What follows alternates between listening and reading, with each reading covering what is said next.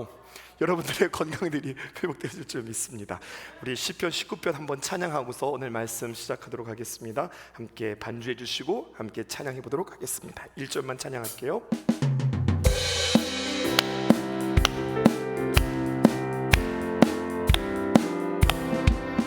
하늘의 하나님이 영광을 선포하고 풍창이 그의 손으로 하신 일을 나타내는도다. 나는 밤에게 말하고 밤은 밤에게 지식을 전하니 언어도 없고 말씀도 없으며 들리는 소리도 없으나 그의 소리가 온 땅에 하고 그의 말씀이 세상 끝까지 이루도다. 하나님이 애를 위하여 하늘의 장막을 베푸셨도다. 처음부터 다시 하늘의 하나님이 영광을 선포하고 풍창이 그의 손으로 하신 일을 나타내는도다.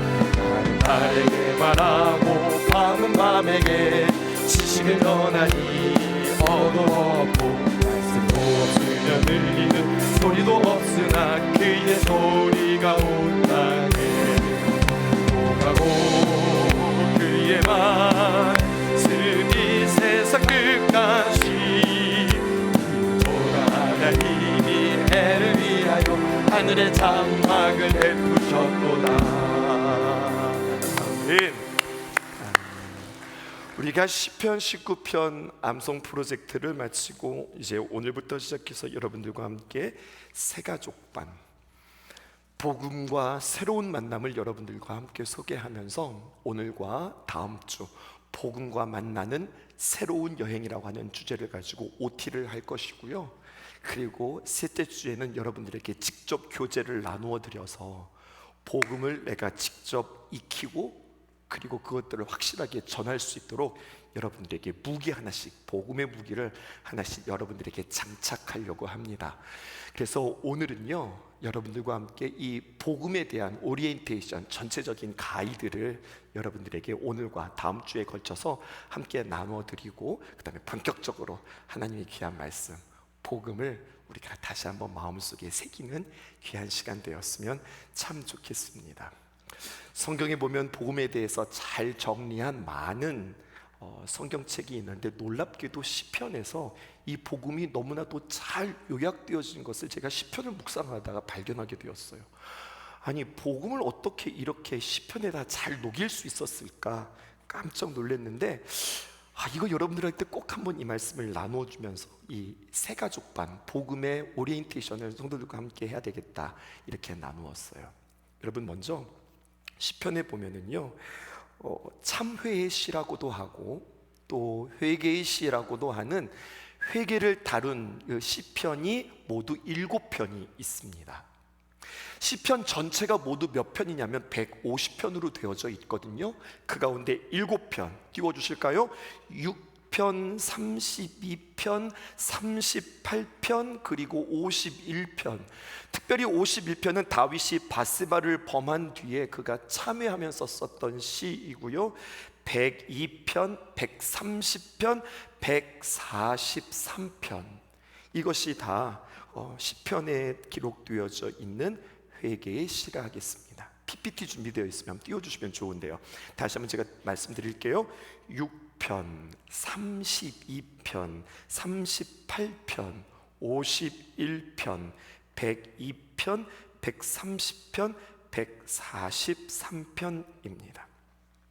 특별히 오늘 우리가 여러분들과 함께 살펴볼 시편 32편은 회개해라 라고 하는 내용이 겉면이 우리에게 등장하고, 그리고 회개한 자에게 용서하시는 하나님의 은혜가 기록되어져 있어요. 그러니까 회개해라 라고 하는 교훈의 내용이 있고, 그 다음에 회개한 자에게 용서하시는 하나님의 은혜, 그거에 대한 감사의 내용으로 진행되어져 있습니다. 제가 시편 32편을 보면서 와, 놀랍다, 어떻게 복음이 이렇게 잘 요약되었지? 이렇게 생각했는데요, 여러분, 성 어거스틴 아시죠? 아구스티누스도 하고 초대 교부였던 아구스티누스 성 어거스틴은 이렇게 이야기했습니다. 지혜의 시작은 자신이 죄임을 자각하는 깨달음에서 시작된다, 이렇게 이야기하고 있어요. 지혜라는 것이 있는데, 지혜는 어디에서 시작되느냐? 내가 죄인이다, 이것을 깨닫는 그 자각에서 시작된다는 거예요. 한편 여러분, 이 어거스틴이 자신의 죽음을 앞에 두고 시편 32편을 머리맡에다 놓고서 날마다 읽으며 자기 자신의 죽음을 준비했다고도 그렇게 이야기해요. 그러니까 이 시편 32편 이게 만만한 시가 아니구나 라고 생각이 들었어요. 크게 세 부분으로 나뉘어집니다. 1절에서부터 2절까지는 진정한 복이 무엇인가, 이것을 우리에게 이야기해주고 있고, 또 3절에서 5절까지는 회개하지 않았을 때에 참 그 고통당하는, 회개했을 때의 은총을, 이 두 가지를 다 우리에게 자신의 경험을 통해서 이야기하는 겁니다. 회개하지 않았을 때의 고통, 그리고 회개했을 때 하나님께서 우리에게 주시는 그 은혜와 은총, 이거를 이야기하는데 그냥 생각해서 이야기하는 것이 아니라 자신의 경험을 통하여서 이것을 이야기합니다. 그리고 6절에서부터 11절까지 여러분 회개하십시오, 회개가 여러분들에게 실천되어지기 원합니다, 자신이 맛보고 경험한 것을 다시 한번 촉구하고요, 그리고 회개한 자를 향한 약속의 말씀을 기록하는 것으로 이 시편 32편이 마무리되어져요.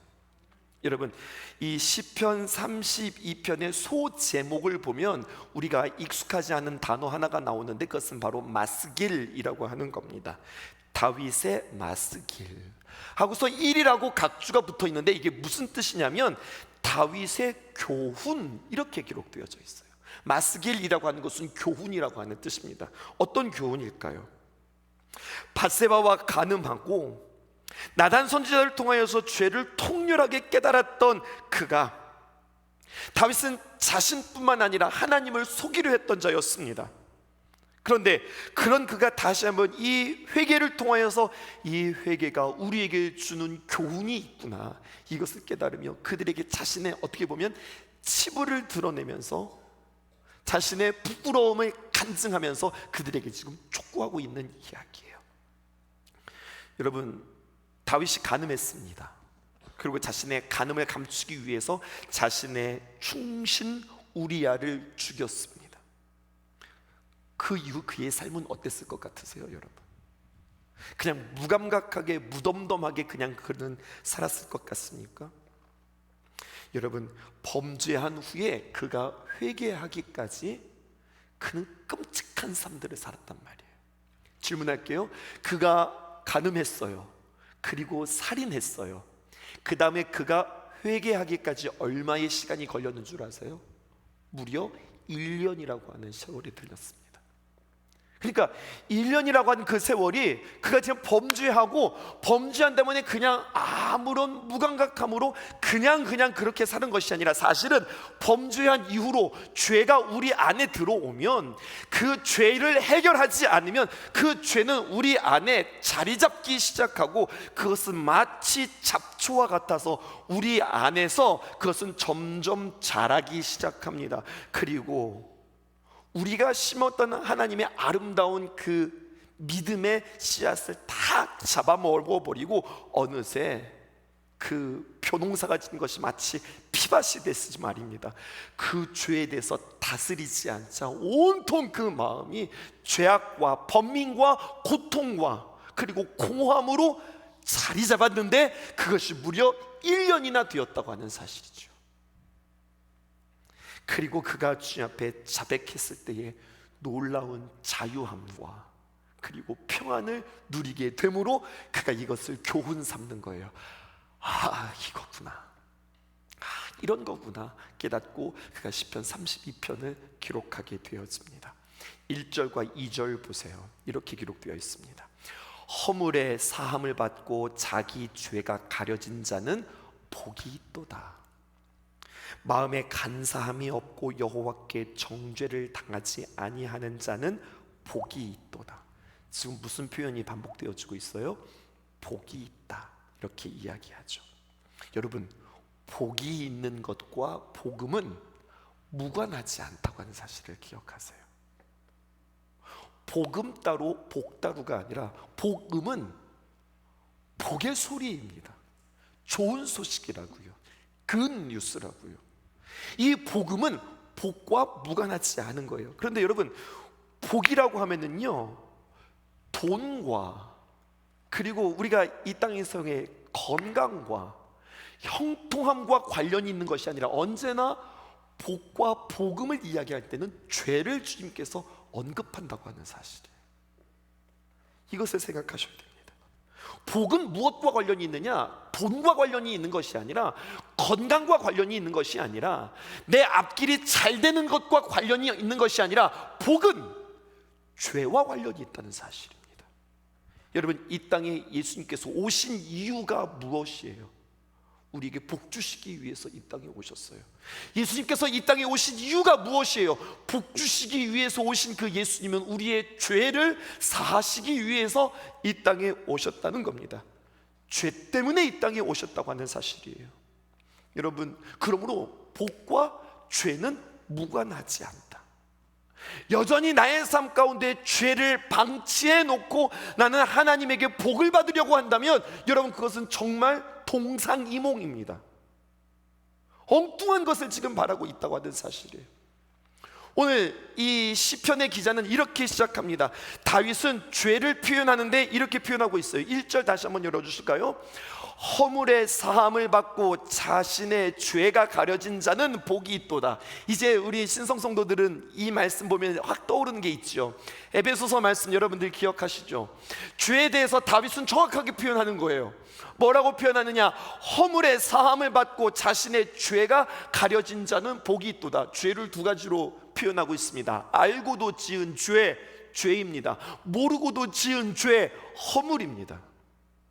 그런데 허물의 사함을 받고 자신의 죄가 가려진 자는 복이 있다, 이렇게 두 가지를 이야기한 다음에 죄에 대한 또 한 가지의 표현을 하고 있어요. 그게 바로 무엇이냐면 마음의 간사함이라는 거예요. 여러분, 간사함은 무엇일까요? 내가 알고 죄를 지었든 모르고 죄를 지었든 그 죄가 내 마음속에 딱 들어와서 나를 통치하고 있는 상태를 말하는 겁니다. 여러분, 간사하다, 이것은요 올무에 묶인 상태예요. 사람이 변질된 상태입니다.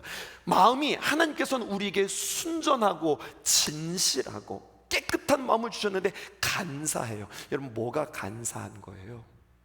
자신의 의도대로 무언가를 끌어가기 위해서, 자신의 목적대로 무언가를 성취하기 위해서 자신의 진짜의 마음은 감춘 채 겉과 속이 다르고 여기에 붙었다가 저기에 붙었다가 이렇게 했다가 저렇게 했다가 하는 것이 이게 간사함이잖아요. 그런데 여러분, 간사함은 무엇이라고요? 죄와 허물에 완전히 사로잡힌 상태를 말하는 겁니다. 다윗은 죄를 삼중창으로 이야기하고 있는 겁니다. 죄, 허물 뿐만 아니라 간사함, 이 모든 것이 죄를 통칭하는 것들인데, 이것은 하나님의 귀한 복들을 막는 것입니다. 그러면서 다윗은 이 죄를 삼중창으로 이야기했다면, 다시 한번 용서에 대해서 삼중창의 용어가 표현되어져 있는데, 죄를 사함받는다. 오늘 성경에 보니까 이렇게 기록되어 있어요. 본문 띄워주실까요? 죄가 아니네요. 허물을 사함받는다. 자신의 죄가 가려진다. 간사함이 없고 여호와께 정죄를 당하지 아니한다, 이렇게 표현하는 겁니다. 조금 더 설명해 볼게요. 허물에 대하여서 하나님께서 사함을 받는다라고 하는 것은요, 죄, 이 허물은 알고도 지은 죄예요, 모르고도 지은 죄예요. 모르고도 지은 죄예요. 그러니까 사함을 받는다는 것은 그냥 용서해 줄게 이런 것이 아니라 일단 이 죄를 드러나게 하는 거예요. 수면 위로 떠오르게 하는 겁니다. 그리고 이것을 드러내놓고 주님께서 이것을 해결해 주시는 은혜가 있는 거예요. 이것이 허물의 사함을 받는 겁니다. 두 번째, 죄가 가려진다라고 하는 거예요. 죄는 무엇입니까? 알고도 지은 죄에 해당되어지는 거죠. 그 죄를 주님께서 덮으시고, 여러분, 상처를 덮으면 이게 상처가 낫는 게 아니잖아요.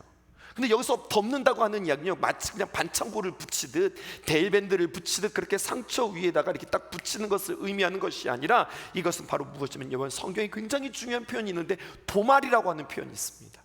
싹 없애버리시는 거예요. 없앨 뿐만 아니라 그것도 완벽한데 주님께서 그것들을 덮어버리시는 겁니다. 이것이 바로 자신의 죄가 가려진 자는 뭐가 있다는 거예요? 그가 복이 있다. 그리고 세 번째 이렇게 이야기합니다. 마음에 간사함이 없고 그렇게 마귀에게 통치를 당하여서 간사했던 그가 주님께서 정죄를 당하지 아니한다라는 거예요. 여러분, 정죄는 누가 하는 거냐? 사탄이 하는 거예요. 하나님은 우리에게 정죄하지 않으십니다. 하나님은 우리에게 징계하십니다. 정죄는 죽이기 위해서 하는 거예요.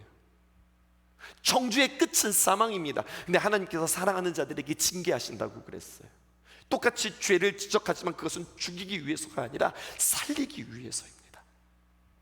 그를 살려서 다시 회복시키기 위해서 하나님께서는 그들을 징계하시는데, 정죄당하지 않는다라고 하는 것은요, 다시 말하여서 사탄이 딱 걸고 넘어지게 될 만한 어떤 죄로부터 주님께서 싹 다 도말하심으로 말미암아 사탄이 뭔가 이렇게 딱 잡으려고 하는데 잡히는 것이 없는 겁니다.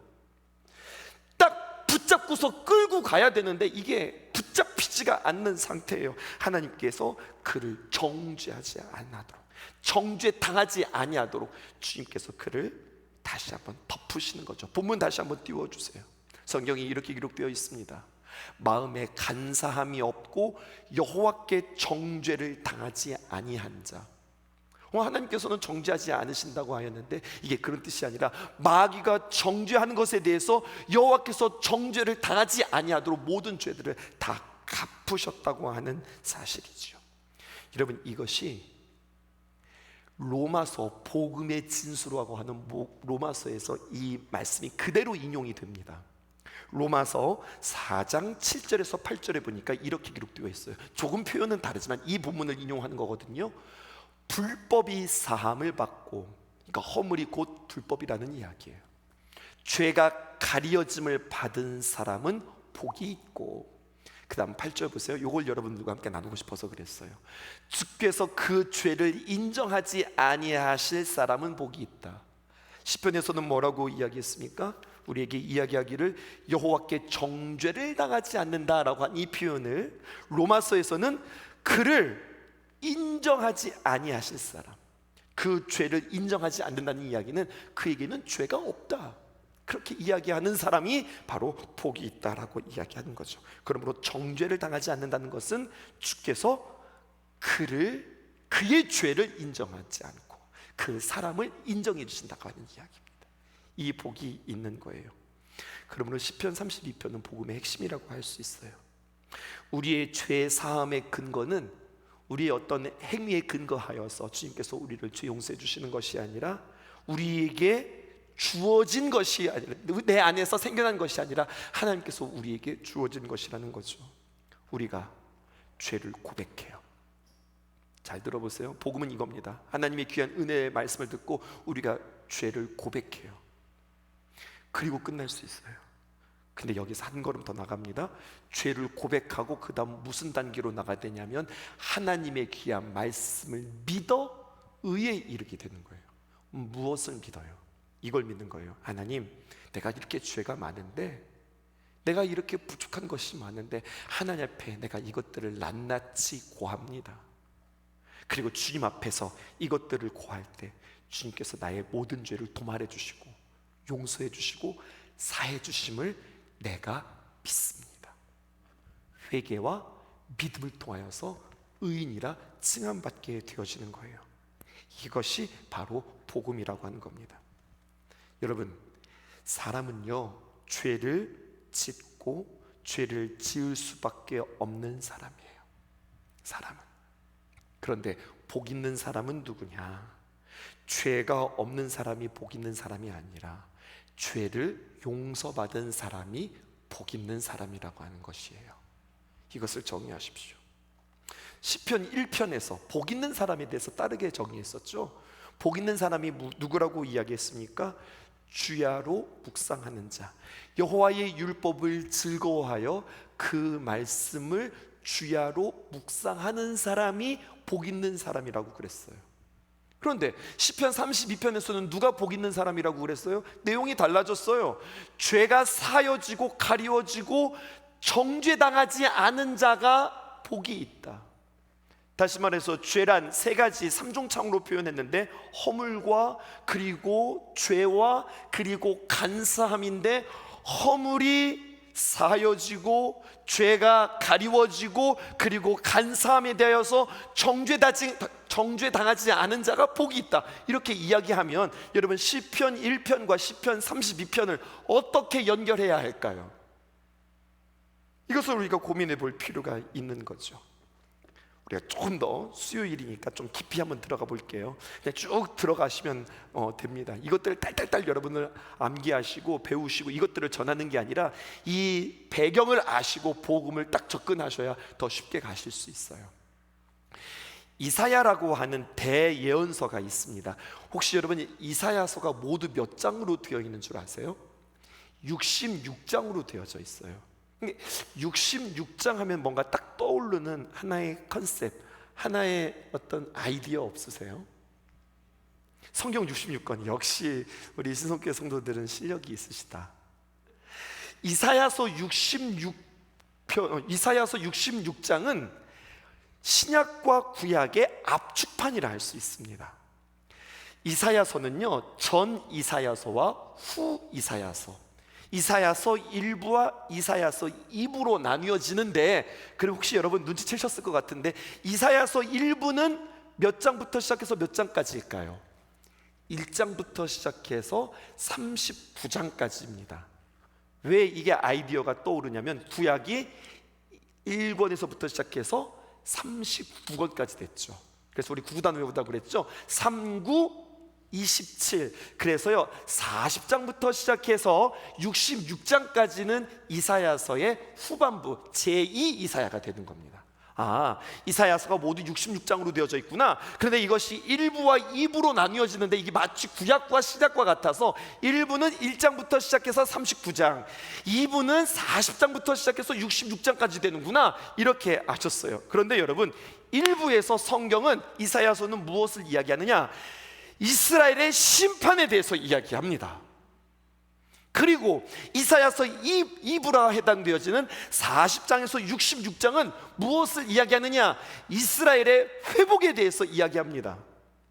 구약의 율법과 신약의 은혜처럼 1부에서는 이스라엘의 심판을, 그리고 2부에서는 이스라엘의 회복을 이야기한다고요.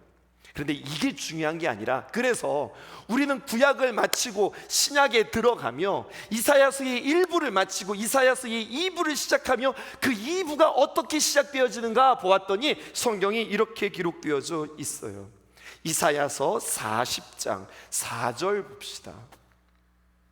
앞에서부터 읽어야 되는데 시간이 없어서 못 읽었고요. 원래는 이사야서 40장 1절부터 읽어야 되는데 우리 4절부터 보십시다. 이런 표현이 있어요. 골짜기마다 도두어지며 산마다 언덕마다 낮아지며 높이 솟은 것들이 있습니다. 그게 무엇입니까? 산들이 솟아 있습니다. 언덕들이 솟아 있습니다. 근데 그것들이 어떻게 된다는 거예요? 낮아진다는 거예요. 근데 길을 보았더니 이렇게 높은 것만 있는 것이 아니라 깊이 패인 것들이 있어요. 골짜기들이 있어요. 그런 것들은 어떻게 되느냐? 도두어져서 높아지는 거예요. 자, 그럼 그림이 어떻게 된 겁니까? 높이 솟았던 것들은 낮아지게 되고 깊이 패였던 것들은 돋아지게 되어서 고르지 아니한 곳이 없이, 성경 띄워주세요, 어떻게 되냐면 평탄하게 되고, 그리고 험한 곳이 평지가 되어진다는 겁니다. 뾰족뾰족하게 솟아났고 깊이 패여서 있어서 이것에 마차가 다닌다고 생각해 보십시다. 덜컹덜컹하면서 이것이 다닐 수 없는데 주님께서 오시기 전에 높은 곳들은 다 낮아지고 깊이 패였던 것들은 다 돋아져서 평지를 이루는 거예요. 그 다음에 5절에 여호와의 영광이 나타나고 모든 육체가 그것을 함께 보리라. 이는 여호와의 입의 말씀이라. 이렇게 이야기가 되는 거죠. 이게 은혜의 선포와 이사야서 2부를 시작하면서 우리에게 주시는 이 말씀이 복음과 무슨 관계가 있고 죄와 무슨 관계가 있냐라는 거죠. 이것을 발견했습니다. 첫 번째, 우리 안에 깊이 태어진 것들부터 생각해 볼까요? 로마서 1장 29절에서 31절에 보니까 우리로 하여금 높아진 것들이 낮아지게 하는 기한 사건들이 일어나는데, 우리가 죄를 범함으로 말미암아 모든 불의와 추악과 탐욕과 악의가 가득한 자요, 시기와 살인과 분쟁과 사기와 악독이 가득한 자요, 또 수군수군하는 자요. 30절 보여주실까요? 이렇게 기록되어 있습니다. 비방하는 자요, 하나님께서 미워하시는 자요, 능욕하는 자요, 교만한 자요, 자랑하는 자요, 악을 도모하는 자요, 부모를 거역하는 자요. 31절, 우매한 자요, 배약하는 자요, 무정한 자요, 무자비한 자라. 질문할게요. 우리가 로마서 1장 29절에서 31절까지 읽었는데 여기에 공통된 표현이 뭔 것 같으세요? 무엇인 것 같으세요? 발견하기 사실 조금 어려운데 쭉 나열되었는데 여기에 한 가지 공통점이 있어요. 발견하기 어렵다고 그랬는데 뭐냐면, 여러분, 사람들입니다. 다시 한번 보실까요? 29절부터 볼까요? 29절부터 불의, 추악, 탐욕, 악의가 가득한 자유, 그런 사람이라는 거예요. 시기와 살인과 분쟁과 사기와 악독이 가득한 자요, 이 앞에 있는 것들 다 포함한 그런 사람이라는 뜻이에요. 수군수군하는 자. 그 다음 30절,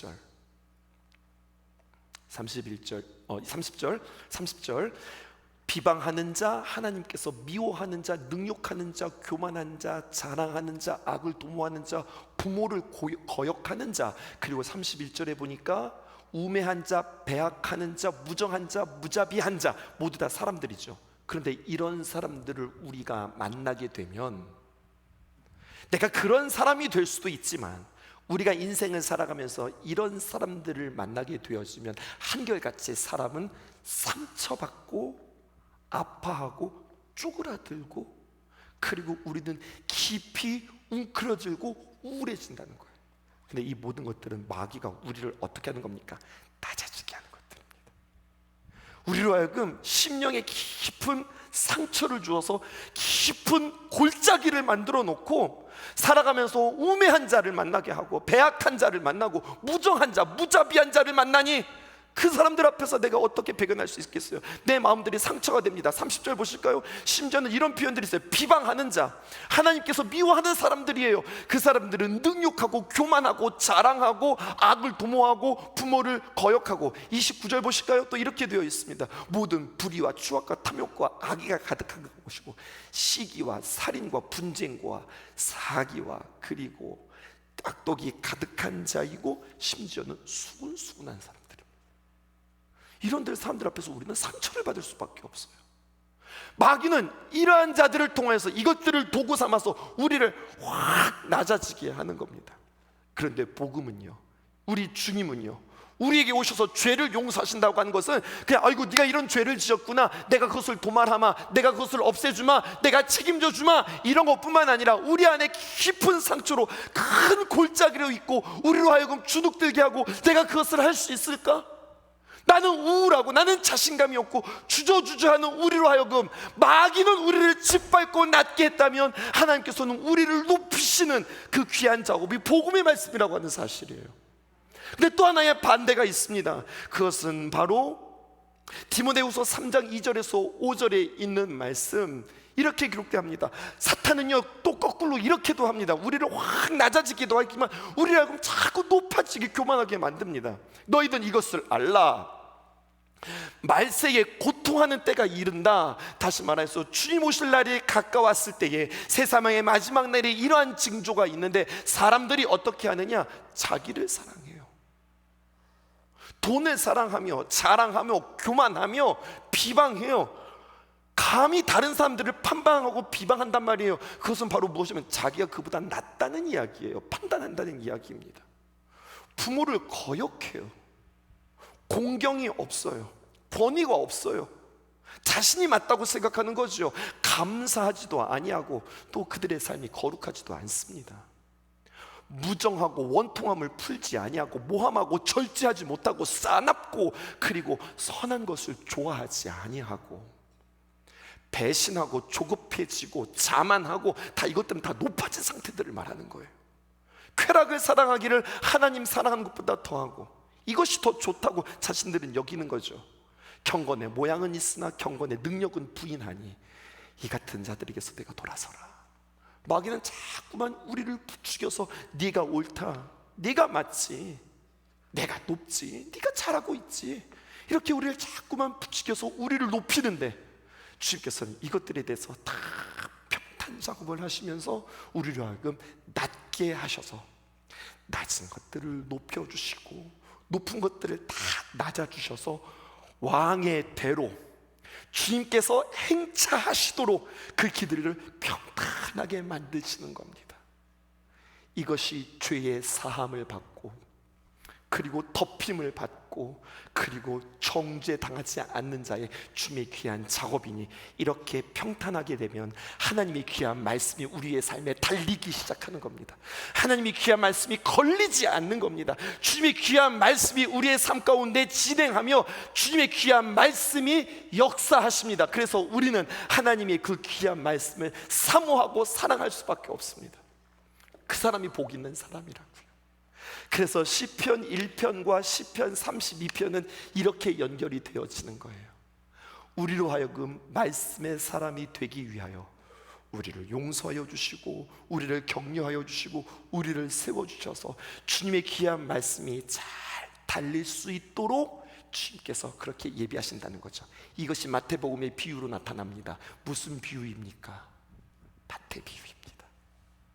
돌짝밭 같은 밭, 길가와 같은 밭, 가시 같은 것, 그런 밭을 주님께서 다 열심히 기경하셔서 고운 밭, 옥토의 밭으로 만들어 하나님의 귀한 말씀이 잘 심기워서 자랄 수 있도록 이 작업들을 허락한다는 거죠. 여러분, 그러므로 이러한 귀한 일들이 있을 때 이사야서 40장 5절에 있는 말씀입니다. 성경은 이렇게 마무리되어지고 있어요. 여호와의 영광이 나타난다. 그리고 모든 육체가 그것을 함께 보리라. 여호와의 영광이 나타나는 때는 두 가지입니다. 첫 번째는 마지막 날 주님께서 심판주로 오시는 마라나타 주 예수여 어서 오시옵소서라고 말하는 그 말세의 때 주님의 영광이 나타날 것입니다. 그러나 여러분, 한 가지 더 영광의 때가 있습니다. 그것은 바로 어느 때냐? 카이로스. 하나님의 뜻이 이 땅에 응답되는 시간. 여러분, 그 시간은 우리의 삶 속에 순간순간마다 있는 거예요. 하나님이 응답하시는 날, 나의 기도의 분량이 드디어 채워져서 하나님께서 응답하시는 날, 내 그릇이 준비되어서 하나님께서 일하시는 그날, 그날이 영광의 날, 카이로스란 말이에요. 우리의 시간은 크로노스, 누구에게나 다 주어진 24시간이 있어요. 누구는 예쁘다고 25시간을 주고 누구는 밉다고 23시간을 준 것이 아니라 우리 모두는 다 24시간을 우리는 달려가고 있어요. 그런데 이 똑같은 시간 가운데 하나님의 응답과 하나님의 역사를 끌어당겨서 크로노스의 시간이 아니라 카이로스의 시간, 하나님의 응답이 이루어지는 시간, 그때는 하나님께서 응답하셨다. 이것이 어떻게 표현되느냐? 성경 보십시다. 모든 육체가 그것을 함께 보리라. 여기서 말하는 우리의 육체도 말하지만 세상에 속한 사람들, 하늘에 속한 사람들뿐만 아니라 육신을 입고 하나님에 대해서 전혀 몰랐던 사람들도 하나님의 영광이 나타나는 것을 보게 되어질 것입니다. 그리고 주님께서는 뭐라고 말씀하십니까? 이는 여호와의 입이 말씀하셨느니라. 무척 강조한 표현이에요. 그냥 하나님이 가라사대, 하나님이 말씀하셨다 이러면 되는 걸 가지고 하나님이 입이 있고 그 하나님의 입으로 직접 말씀하셨는데 여호와의 영광이 나타나고 모든 육체가 그것을 함께 보리라, 이렇게 주님께서 선포하시는 거예요. 여러분, 이런 말 있죠. 괄목상대. 괄목할 만한 어떤 성장이 있어서 야 이게 진짜야 하고 눈을 비비면서 다시 한번 뚫어지게 보는 것을 가리켜서 괄목상대라고 그래요. 하나님의 역사의 날에 마지막 주님께서 이 땅에 임재하시고 이 땅에 재림하시는 그날 말고 하나님께서 우리의 삶 속에서 응답하시는 그날에 우리도 눈을 비비며 역시 하나님 할렐루야 영광 돌려드립니다라고 고백하지만 뭇 사람들도 하나님의 영광을 함께 보며 와, 하나님 살아계시네, 하나님 역사하시네, 이러한 고백을 주님께서 이루시기 원하신다고 하는 사실이에요. 오늘 복음에 대하여서 여러분들에게 이야기했습니다. 복음과 복은 무관하지 않다. 복 있는 사람은 누구냐? 나의 허물과 나의 죄와 나의 간사함을 깨닫는 사람, 그리고 그것에 대하여서 하나님 앞에 해결하는 사람, 이 사람이 복 있는 사람이고, 계속해서 주님의 귀한 조명이 내 안에 있을 때 나에게 웅크려들고 나의 상처가 있고 나에게 자신이 없는 그것들에 대해서 주님께서 오셔서 계속해서 높여주시고 나를 위로해 주시고, 새벽에 그 말씀 우리에게 주셨죠. 하나님은 어떤 하나님이시냐? 나를 잘 아시고 나를 위로해 주시는 하나님, 높여주시는 하나님 뿐만 아니라 때로는 우리가 교만하여서 높은 산과 같아서, 높은 언덕과 같아서 그렇게 높아진 것들에 대해서 하나님께서 차곡차곡 이렇게 낮춰주는 거예요. 그 사람이 변해야 되는 게 아니라 사실은 내가 변해야 되는 거예요. 하나님의 말씀으로 그 사람 좀 변화시켜 주십시오라고 기도하지 마시고 하나님의 말씀으로 내가 변하게 해주세요라고 여러분들 기도하셔야 돼요. 그래서 하나님의 귀한 말씀이 여러분들의 인생에 달릴 수 있도록, 여러분들의 인생에 하나님이 귀한 복음으로 말미암아 평탄화되어지는 귀한 작업이 있기를 주님의 이름으로 축복합니다. 목회하면서 신성의 재단을 섬기면서 계속해서 저에게 행복한 이야기들, 기쁜 소식들을 들려주셔서 여러분들 너무 감사합니다. 어젯밤에 오살리 기도원에 12시 들어가서 1시 반 도착했는데요, 애들이 열심히 기도하고 하나님의 참 사운한 모습에 참 가슴 벅찼어요. 근데 아침에 전화가 온 거예요. 아이들이 울먹거리면서 전화 왔어요. 하나님 살아계셔서, 목사님 제가 하나님을 만났잖아, 제가 하나님을 만났어요. 내 평생에 이렇게 좋아 본 적이 없어요. 하나님을 제가 너무나서 만나서 기뻐요. 아이들이 목이 헐거하게 쉬어서 막 울면서 저한테 전화하는데 가슴이 터질 것만 같아요. 목사님 이것이 너무 행복해요. 여러분 이러한 귀한 행복을 주셔서 감사해요. 여러분들이 기도해 주신 덕분입니다. 오늘 아마 이 시간 말씀이 막 달릴 거고요, 마지막 우리에게 주신 하나님의 귀한 은혜를 받는 시간들일 겁니다. 우리 이곳에서 우리 다음 세대를 향하여서 지금 13명의 청년과 학생 리더들이 지금 리더십 훈련 받고 있는데, 오늘 마지막 날에 주님께서 주시는 귀한 은혜 주시라고 여러분들 기도해 주시고, 우리 학생들 오늘 나왔는데 내일부터 시작해서 또 중고등부 수련회가 시작되어집니다. 원주 연세대학교 캠퍼스에서 귀한 수련회가 있는데 여러분들도 마찬가지예요. 가셔서 꼭 하나님 만날 수 있기를 바라요. 하나님을 체험할 수 있기 바라요. 그래서 하나님의 귀한 말씀이 여러분들에게 다시 한번 뜨겁게 새겨질 수 있기를 원하고, 이번영 전도사 없는데 이렇게 딸랑딸랑 앉아있는 이 아이들 보니까 이렇게 아빠 없는 자식들 이렇게 앉아있는 것 같아요. 그러니까 전사님 여러분들 위해서 그곳에서 열심히 기도하고 있으니까 여러분들도 전사님에서 열심히 기도하셔야 돼요. 알겠죠? 감사합니다. 그렇게 우리는 다시 한번 우리의 허물과 우리의 죄와 우리의 간사함을 주님 앞에 오늘 토해내는 귀한 시간 되어지기를 주님의 이름으로 축복합니다. 주님의 위로와 주님의 귀한 역사하심을 경험하는 귀한 날 되어지기를 주님의 이름으로 축복합니다. 우리 함께 기도해 함께 찬양하고요, 우리 찬양단들 나오셔서 함께 찬양 도와주시고 함께 이 시간 통성으로 기도하며 오늘 기도에 주님께 올려드리겠습니다. 함께 기도합시다.